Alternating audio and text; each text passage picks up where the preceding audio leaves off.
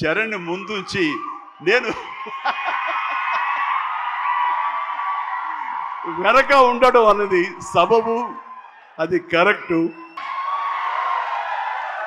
ఇలాగా ఎన్ని రకాలుగా చూసుకున్నా సరే ఈ పెద్ద క్యారెక్టర్లో తను రాణించిన విధానానికి, తను పడ్డ కష్టానికి నేను మనస్ఫూర్తిగా నా అభినందనలు తెలియజేస్తూ మరొక ఎన్నో విషయాలు చెప్పాలి.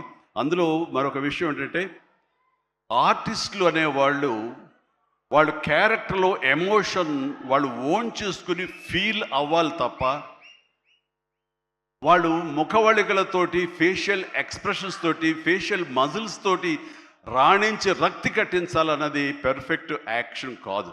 చాలామంది గొప్ప యాక్టర్లు ఉంటారు, వాళ్ళందరూ కూడా వాళ్ళు తెర మీద బాధపడుతూ మనల్ని బాధ పెడతారు. కానీ లోపల ఉన్న ఫీల్ని వాళ్ళు ఫీల్ అవుతూ తన మనసు లోపల అంతర్గతంగా ఏమి ఫీల్ అవుతాడో దాని కళ్ళ ద్వారా మాత్రమే చూపిస్తూ మనల్ని కంటదడి పెట్టించే విధంగా చేశాడే, అది పరిపూర్ణమైనటువంటి నటన, పరిపక్వత ఉన్నటువంటి నటన. ఈ రోజున రామ్ చరణ్లో పరిపూర్ణత, పరిపక్వతను నేను 100% నేను సాటిస్ఫై అయ్యే విధంగా చేయగలిగాడు. మీరందరూ కూడా ఆశీస్సులు అందించే విధంగా, దాన్ని ఆమోదించే విధంగా ఈ రోజున తెర మీదకి కనిపించిందంటే కనుక అది దాన్ని మనస్ఫూర్తిగా ప్రతి ఒక్కళ్ళం అభినందించాల్సినటువంటి ఇది. ఇక సినిమాని మనసుతోటి ఎలా ఫీల్ అయ్యి చేశాడో అది అలా ఎగ్జిబిట్ అయింది కాబట్టి మన మనసును తాకాడు. అది పక్కన పెడితే ఏ రకంగా బాడీ ట్రాన్స్ఫార్మ్ అయ్యాడు. ఒక నిమిషం ఆగండి, మీరు బాధ్యతగా వినండి. నేను చెప్పే విషయాలు మీ అందరూ కూడా మోటివేట్ చేసే విషయాలు, అందుకనే మీరు క్రమశిక్షణతో ఉండండి. Thank you very much. Please ఒక నిమిషం. మీరు ప్రతి వాళ్ళకి ఒక ధ్యేయం ఉండాలి. ఆ ధ్యేయంని మనం ఓన్ చేసుకోవాలి. ఆ గోల్ వైపు వెళ్ళేందుకు ఫిజికల్ కష్టం అయినా సరే ఎలా పడాలంటంలో ఈ రోజున ఒక స్టార్ కొడుకు గోల్డెన్ స్పూన్తో పుట్టాడు. చరణ్కి అవసరం లేదు, డైరెక్టర్ ఏం చెప్పాడు అది మెకానికల్గా చేసి వెళ్ళిపోతే ఇదే సినిమా, ఇదే హిట్ అవుతుంది, ఇంతే అవుతుందేమో తెలియదు, కానీ దాన్ని మించి అయ్యింది, బియాండ్ 100% అయ్యింది అంటే కనుక చరణ్ వన్ మ్యాన్ షో అంటున్నాడన్నా. మీరందరి చేత నేషనల్ అవార్డు వస్తుంది. నేషనల్ అవార్డు విన్నింగ్ పెర్ఫార్మెన్స్ అంటున్నారంటే అవార్డు రానివ్వండి, రాకపోనివ్వండి, అది పెద్ద సమస్య కాదు. ఈ రోజున రంగస్థలాన్ని కూడా రావాలని నాతో సుకుమార్ గారు ఎన్నోసార్లు అన్నారు. ఇది అవార్డు విన్నింగ్ పెర్ఫార్మెన్స్ అని అంత బాగా చేశాడు మన చరణ్ అంటూ. అంటే అవార్డు రావాల్సిన అవసరం లేదు. అవార్డు రావడం ఎన్నో దారులు ఉంటాయి, రావచ్చు రాకపోవచ్చు. బట్ ప్రజల మనుషుల్లో ఎంత అత్యుత్తమ నటన ఇచ్చాడు అన్నారే, దాని మించిన అవార్డు ఇంకోటి ఉండదు అనేది నేను ప్రగాఢంగా నమ్మిన విషయం. కాబట్టి చరణ్ వాళ్ళందరూ ఒక way of expression, award winning performance అంటుంటే కనుక థ్యాంక్ యూ సో మచ్ అనుకోవాలి. కానీ ఈ సినిమాలో తన బాడీగా ట్రాన్స్ఫార్మ్ అయ్యింది. నేను ఎవ్రీ డే ఇంట్లో చూసేవాడిని. ఎర్లీ మార్నింగ్ లెగిచి ఎక్సర్సైజ్ చేసి, క్రమం తప్పకుండా ఎక్సర్సైజ్ చేసి, మళ్ళీ పగలంతా ఇక్కడ యాక్షన్ సీక్వెన్స్లో పాల్గొని అలిసిపోయి ఇంటికి వచ్చి స్నానం చేయకుండా మొహం గడుక్కుని ఒక సూప్ తాగి కొంచెం ఎనర్జీ గెయిన్ అయిన తర్వాత మళ్ళీ 9 to 10 ఈవినింగ్ మళ్ళీ ఎక్సర్సైజ్ చేసేవాడు.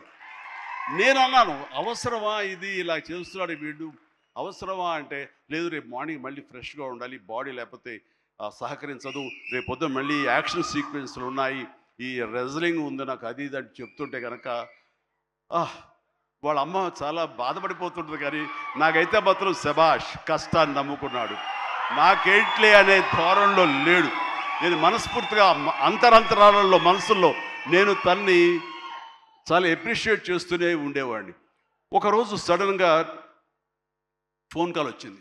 బాబుకి చరణ్కి ఒక దెబ్బ తగిలింది సార్, గబుని హాస్పిటల్కి తీసుకెళ్ళి. అనగానే ఎలా ఉంటుంది, ఏం దెబ్బ తగిలింది, ఎంత తగిలింది, ఎంత ఇదేంటి, ఈ యాక్షన్ సీక్వెన్స్ అంటున్నాడు మాకు తెలుసు అనేసరికి ఏం దెబ్బ తగిలింది సార్, మీకు ఫోటో పంపిస్తానని ఫోటో పంపించారు.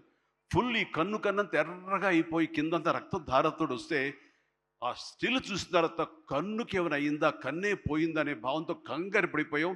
వాళ్ళ అమ్మకు చూపించాలా చూపించకూడదా అని చెప్పేసి, ఏంటంటే ఇది బాబు హాస్పిటల్ చిన్న ట్రీట్మెంట్ అంట, ఏదో చిన్న ఇదంట అని అన్నానే. కానీ ఆ డాక్టర్ మన సుధాకర్ ప్రసాద్ గారు, ఆయన కాస్మెటిక్ సర్జన్, ఆయన చూసి ఆయనతో మాట్లాడిన తర్వాత చాలా అదృష్టం అండి. కను గుడ్డు పోవాల్సింది పోకుండా ఐబ్రోకి కింద నుండి బోన్ దగ్గర అవతల ఒక రెజ్లర్ ఒక గుండు వచ్చి హిట్ చేసింది. అది కట్ అయింది కిందంతా. అంతే తప్ప ఇంకేం కాలేదు. అవి ఎలాంటి ఇబ్బంది లేకుండా నేను స్టిచెస్ చేస్తున్నాను అని చెప్పేసి అంటున్నాడు. ఒక 7-8 పడ్డాయి స్విచెస్. ఆ తర్వాత అన్న తర్వాత ఒక సై ఆఫ్ రిలీఫ్ అమ్మాయి. అప్పుడు చెప్పిన వాళ్ళ అమ్మకి పెద్ద ప్రమాదం ఏం కాదని చెప్పేసి. సో అలాంటివి ఉన్నప్పుడు, అంత కష్టం తీసుకుంటున్నప్పుడు నేను బాధపడే కంటే కూడా సంతోషపడ్డాను ఎస్ అని. ఇలాగా ఇది జరుగుతున్నప్పుడు నాకు ఒక పాత ఇన్సిడెంట్ ఒకటి గుర్తుకొచ్చింది. గూండా సినిమా, అది 1983 ఎండ్లో అనుకుంటా. బహుశా నాకు ఇంకా అప్పుడు చరణ్ పుట్టలేదు, మరి కడుపులో పడ్డాడేమో తెలియదు నాకు. ఆ సినిమా టైమింగ్ అది తెలీదు. ఆ సినిమాలో ఒక ట్రైన్ కింద నేను హ్యాంగ్ అవుతూ ఆ రాడ్ పట్టుకుని క్రాల్ అవుతూ పాకుతూ వెళుతూ ఉంటే, రన్నింగ్ ట్రైన్లో ఒక 30-35 కిలోమీటర్ స్పీడ్లో వెళ్తూ ఉంటే కెమెరాలు 4 పక్కల ఫిక్స్ చేసేసారు. అలా చేసుకుంటూ వెళ్ళిన తర్వాత అక్కడ మా నాన్నగారు ఉన్నారు. ఆయన అప్పుడప్పుడు నా షూటింగ్స్కి వస్తుండేవారు రాజమండ్రి అటు వెళ్ళినప్పుడు. ఆయన చూసిన తర్వాత ఎందుకో కడుతారు, డూపో లోపల పడుకుంటాడేమో అనుకుంటే నేనే పడుకునేసరికి నాన్న కంగారు పడ్డారు.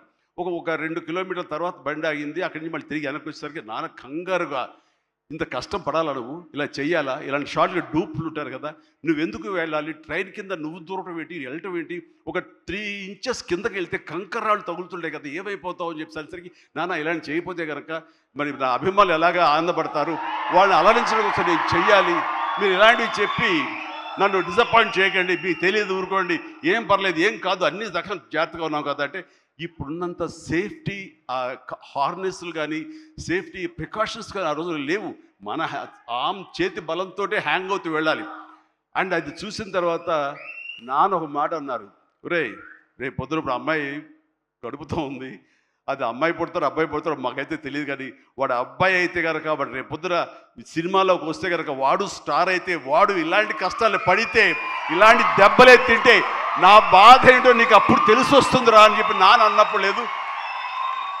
ఈ కంటి మీద దెబ్బ తగిలింది, మణికట్టు ఫ్రాక్చర్ అయ్యింది అని అన్నప్పుడు నాకు మా నాన్నగారు గుర్తుకొచ్చారు. ఆయన ఆ రోజే అన్నారు, ఆయన నోటి వాక్యం, ఆయన నోటి ఇది, ఆయన బాధతోటి ఉద్వేగంతో అన్నా సరే, ఈ రోజున నా బిడ్డ కష్టానికి ప్రతీక. ఏది ఈజీగా రాదు, nothing is short cut, nothing comes, అడ్డదారులు ఏది రాదు, ఆ కష్టపడితేనే వస్తుంది. ఎస్, అలా కష్టపడ్డాడు. ఈ సినిమాకి అంత మన్నలను పొందారు మీరందరి చేత. ఈ రోజున పెద్దయే అనిపించుకుంటున్నాడు, రామ్ చరణ్ కాదు అనేలాగా ఉంది అంటే కనుక అది చాలు. ఆ బిడ్డకి ఆశీస్సులు మీ అందరి నుంచి. ఇలాగే ఉంటాం మేము, ఎప్పుడు కష్టపడ్డ ఒకటే నమ్ముకున్నాము, కష్టపడతాం తప్ప ఏది షార్ట్ కట్లో కావాలని కోరుకోవు, ఒళ్ళు వంచి పనిచేస్తాం. ఈ రోజుకి అదే. ఈ రోజు కూడా చిరంజీవి గారు మీరేంటి 2 పూటలు ఇంకా ఎక్సర్సైజ్ చేస్తారంటే, అవకాశం ఉంటే 2 పూటలే చేస్తాను, బట్ ఒక పూట మాత్రం చాలా ఖచ్చితంగా చేస్తాను. ఇద్దరం జిమ్లో ఒకరు పోటీ పడుతుంటాం అనమాట. మరి సరదాగా పర్సనల్ విషయాలు మీతో నేను షేర్ చేసుకోవడం ఆనందంగా ఉంది. అండ్ చరణ్ ఈ సినిమాలో తను నటించలేదు, జీవించాడు. అందుకనే ఇంకా చిరంజీవి కాదు, తను చరణ్ జీవి అని మీ నుంచి వచ్చిన మాట ఇది. నిన్న కూడా ఢిల్లీలో పిఎం గారు నరేంద్ర మోడీ గారితో పాటు తను కూడా ఒక కాంక్లేవ్లో పాల్గొన్నాడు. రిపబ్లిక్ టీవీ కాంక్లేవ్లో పాల్గొన్నప్పుడు వాళ్ళు కొత్త కాయినేజ్ పెట్టారు, న్యూ ఏజ్ మెగాస్టార్ అని. ఎస్, మనం ఇలాంటి అవకాశాలు నాకు రాలేదు, కానీ చరణ్కి వచ్చింది. చరణ్ దాంట్లో నిరూపించుకుని ఒక అడుగు ముందుకు వెళ్తున్నాడు. కాబట్టి